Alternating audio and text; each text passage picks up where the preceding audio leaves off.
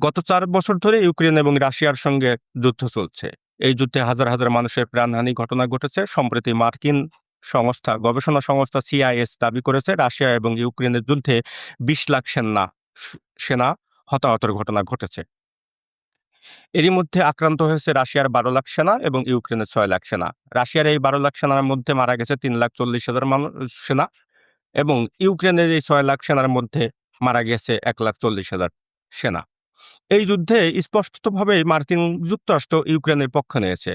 এই পক্ষ নেওয়ার কারণ হলো রাশিয়ার যে একচ্ছত্র শক্তি আধিপত্য সেটিকে চাপের মুখে ফেলা। এবং এই থেকে ধরে নেওয়া হয়েছিল যে রাশিয়ার প্রেসিডেন্ট ভ্লাদিমির পুতিনের সঙ্গে মার্কিন প্রেসিডেন্ট ডোনাল্ড ট্রাম্পের সম্পর্ক খুব বেশি ভালো নয়। তবে এই ধারণাটাকে মিথ্যা প্রমাণিত করেছেন মার্কিন প্রেসিডেন্ট ডোনাল্ড ট্রাম্প। তিনি দাবি করেছেন যে রাশিয়ার প্রেসিডেন্ট ভ্লাদিমির পুতিনের সঙ্গে তার টেলিফোনে আলাপ হয়েছে।